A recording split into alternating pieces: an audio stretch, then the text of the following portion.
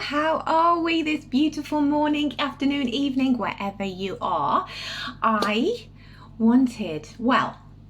recently came across a beautiful passage that somebody by Robert, he's called Robert Westenberg. I don't know who he is. I saw this passage of writing on a Facebook post and it resonated with everything that I believe, with everything that I truly want for my life within my being, and I had to share it. And so I've shared it on every social media platform you could possibly share it on. I've shared it on my Instagram, I've shared it on my Facebook, and I'm sharing it now here with you too. I'm going to read it word for word, but the reason it's so important to me is because there is so much truth in this passage. I have been on a journey. I've been on such a journey the last few years, really. I was very broken. If any of you know me personally or you know my background, I was completely broken, completely downtrodden by life. I was not in a happy place mentally, physically, spiritually, any type of way.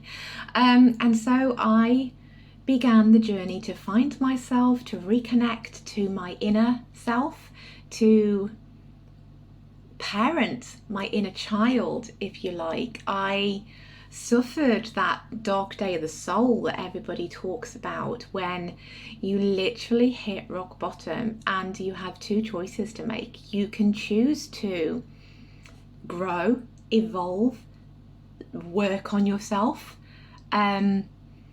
change and get back to a life that you really want, or you can go the other way, which is not what I chose. Thank goodness, because I would not be me, and I would not be here, and I would not be doing what I do had I chosen that path.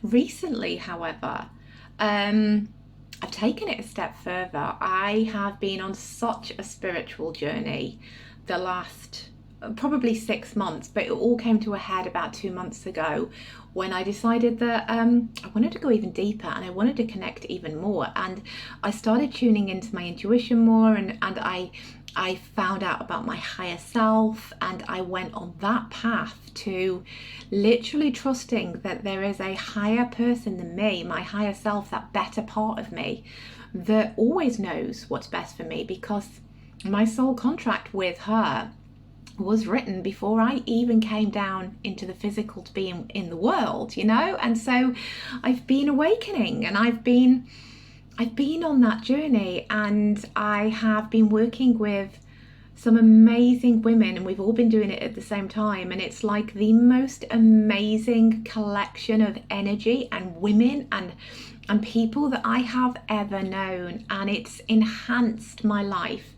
even more in so many ways. And so things now that I see, things that I come across, things that I recognize, they're not just by chance anymore. Nothing is by chance. Everything is pre-planned, whether we like it or not. And how we deal with those things is whether we get to live our life from a good place or from a bad place. And this passage of writing that I'm about to share today with you all totally encapsulates how I think I see the world. And it also, I've been thinking a lot. My daughter turned 13, so I have a teenager in the house now too. And that sent me right back to dreaming of my miracle baby. She's my miracle baby that we never thought we could have, because I was told in my very, very, very early 20s that I'd never have children, and she's my biggest manifestation. She's the biggest joy, and I can't believe she's 13. And so I started thinking back to all the times when I didn't think I'd have children, and so my Chloe and Hannah are literally, they're my most precious possessions, and they've taught me so much, and they are probably the reason why I chose to grow up and take that path rather than stay down. They're a massive part of that. They because of losing my mum so young, I wanted to be here for them. I wanted to stick around for my girls. It literally was, that was the decision. And had I made a different one, I maybe wouldn't have been. But I've been reminiscing, I've been thinking about things that have happened over the past 13 years, how my life changed, how I evolved, and how I want her to see the world, and how I want to teach Hannah and Chloe to see the world, and how I want what they believe and what they see and what they attract and what they have within their heart and their mind. I want it to be so different to my journey. I can't believe that I have a 13-year-old. I really can't. The time has just passed so quickly.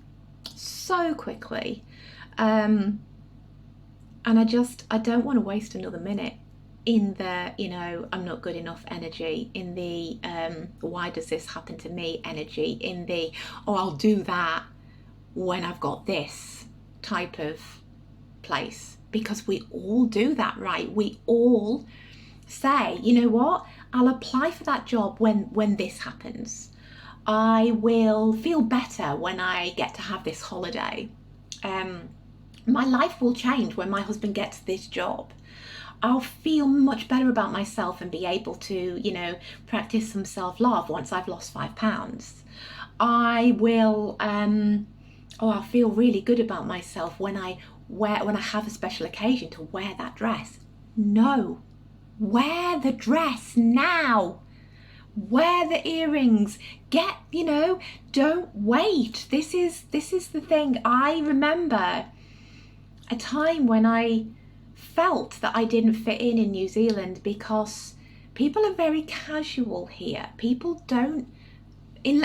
There's two ends of the scale here. You're either extremely glamorous and full face of makeup, full on beautiful clothes every single day forever and ever, or it's so casual you literally wear your shorts and your flip-flops to everything.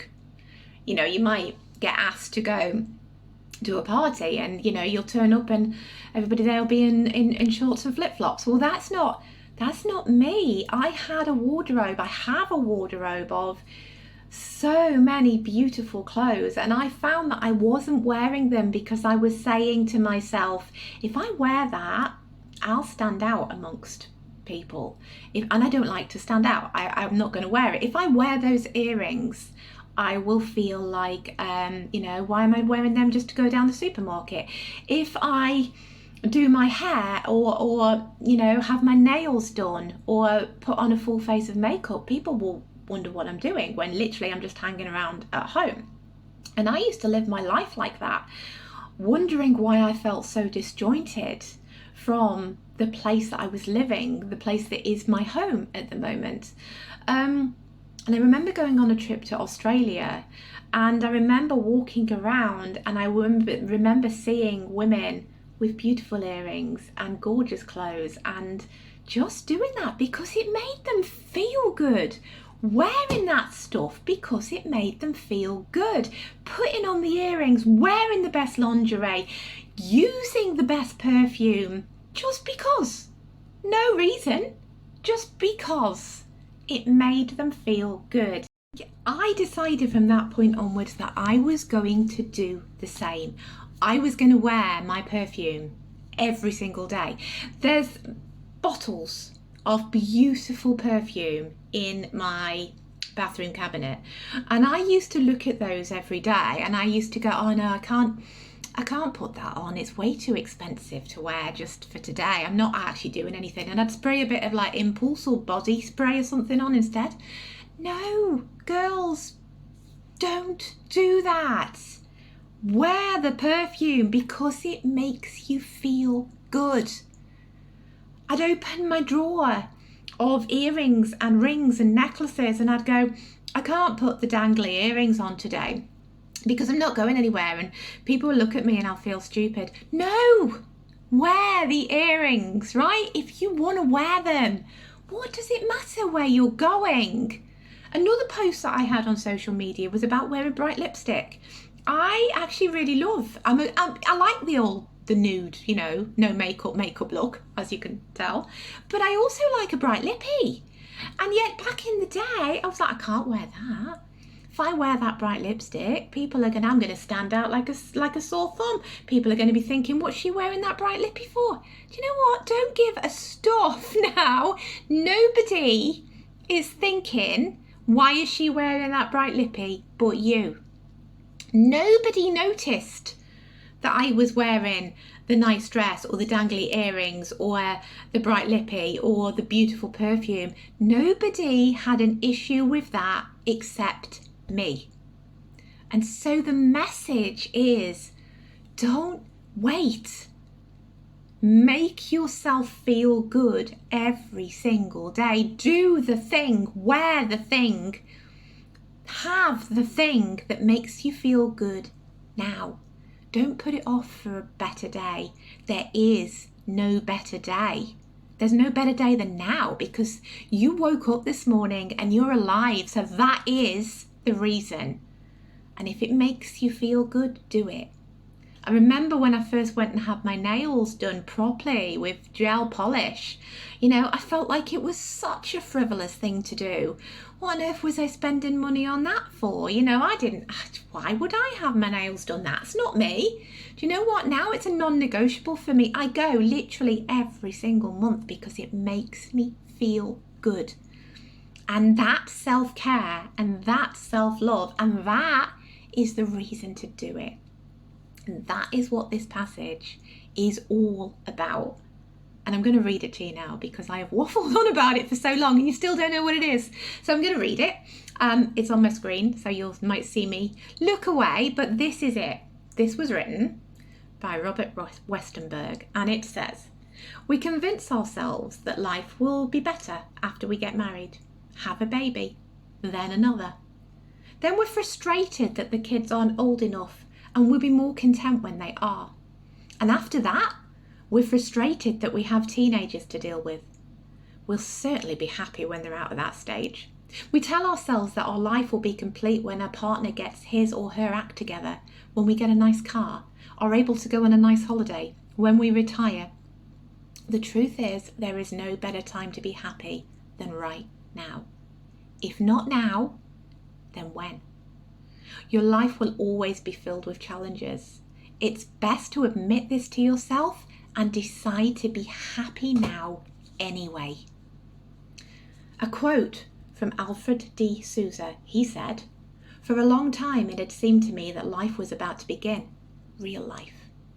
But then there was always some obstacle in the way, something to be gotten through first, some unfinished business, time still to be served or a debt still to be paid. Then life would begin. At last it dawned on me that these were obstacles, and those obstacles were life. The perspective has helped me to see that there is no way to happiness. Happiness is the way. So treasure every moment that you have, and treasure it more because you shared it with someone special. Special enough to share your time.